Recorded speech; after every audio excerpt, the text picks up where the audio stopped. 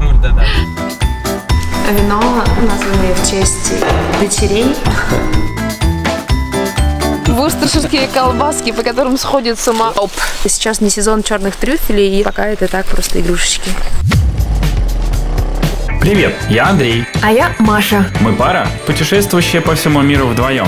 Мы просто едем и едим, используя различные способы передвижения в поисках самых красивых маршрутов и самой вкусной еды. Кто начинает? Эй, кто начинает? Не, ну серьезно, кто начинает? Ты.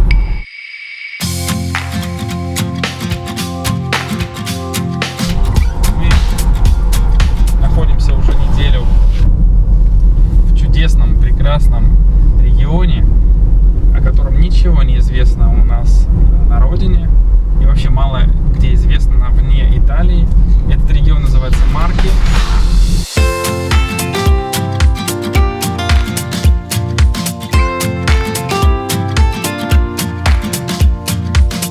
Он находится в центре, в центральной части Италии. Если смотреть на карту Италии, это прямо напротив Рима, просто на другом побережье. Я это называю голенище итальянского сапога. Правильно? Ну да, регион так находится... Эй, держи руль.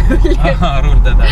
Да, точно. Регион находится таким под протекторатом Ватикана. Продукты из этого региона, и рыба, и сельхозпродукты, и овощи, фрукты поставляются ко двору папе. То есть это один из самых качественных регионов в плане качества продуктов, оливкового масла, рыбы, вина, фруктов. Причем те же сорта винограда, которые используют, например, в известной у нас Тоскане, Монтепульчано и Санджовезе. Только если в Тоскане это вино может стоить там 20-25 евро бутылка, то в Марке 10-15 евро.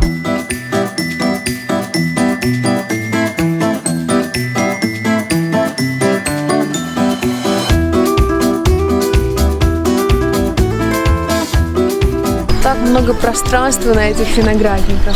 Винодельня, на которую мы приехали, называется Le Cagnet. Le Cagnet переводится как тростник.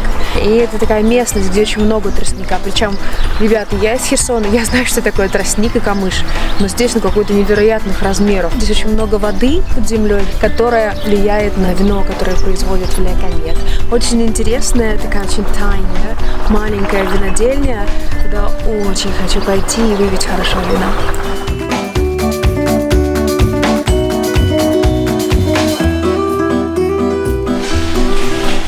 Вино, названное в честь дочерей Джованни. Одной сейчас 26, второй 23 и самой младшей 21. Лукреция, Гая и Вероника. 3 совершенно разных вина. Этикетку для одной из бутылок нарисовала сама Гая, когда была совсем маленькой девочкой. Причем, чтобы ее не путали с сестрой, подписала «Я Гая», но не Лукреция. Даже такой вкус морской соли. Говорят, это потому что виноградники смотрят прямо лицом на море, на Адриатику. Это уголь, который получился из виноградной лозы. Именно этим же названием Нера ди Вите называется еще одна специя. Rosso bello.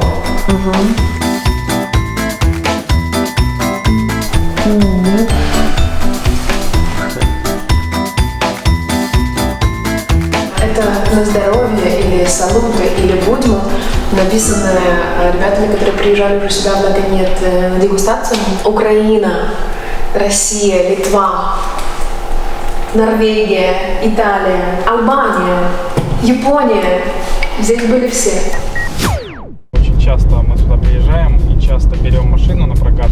Я могу поделиться опытом. Первое, пользоваться итальянскими компаниями. Почему? Потому что когда прилетаешь в аэропорт, то всегда наблюдаешь огромную очередь у международных прокатов, да? И при этом в итальянских прокатах всегда меньше. Мы забронировали в этот раз Toyota Yaris, приехали и нам предложили за те же деньги BMW новый, прекрасный автомобиль. Мы решили выбрать автомобиль в качестве средства передвижения по Италии, по региону Марки, потому что здесь хочется есть, пить и очень комфортно себя немножко чувствовать такое лейзи путешествие. Дольче фарненте, что означает сладкое ничего не делание, потому что в Италии это, пожалуй, самый главный девиз. Мы ездили, искали трюфеля. Трюфель. Трюфели, да. Трюфели. Мы ездили, искали эти трюфели с собаками.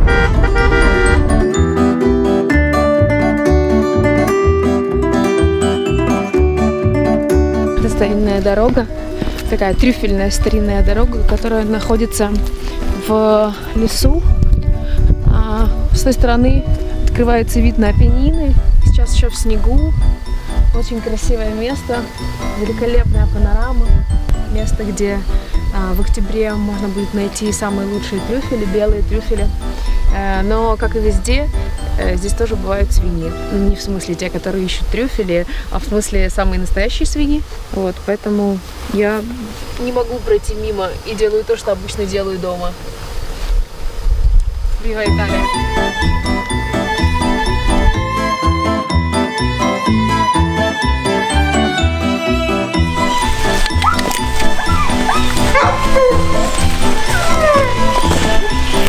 Собаку зовут Оп.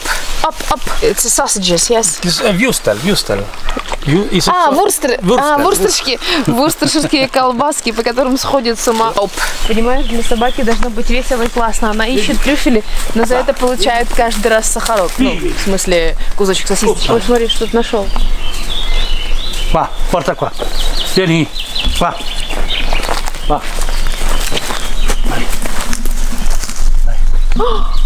Да дает собака. Привалила. Это здорово, как трофей. Ну, по крайней мере, я никогда в жизни не собирала трюфели. Но абсолютно бесполезно, потому что сейчас не сезон черных трюфелей. И если ты видишь, они внутри белые. Даже они в меньшей степени пахнут трюфелями, но в большей степени там сыростью, да, листьями и так далее.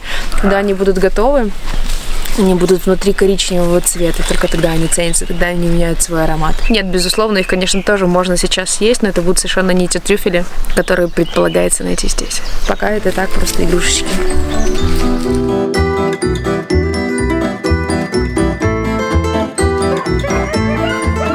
Десяток псов, которые с молоком матери начинают впитывать в себя ароматы трюфеля, и потом ходят с взрослыми псами и смотрят, как это делают взрослые псы, и в какой-то момент начинают самостоятельно искать трюфели. Grazie mille, Giovanni.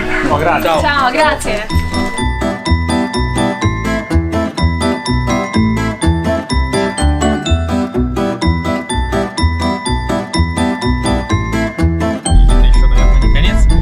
Я так понимаю. Ну давай еще давай.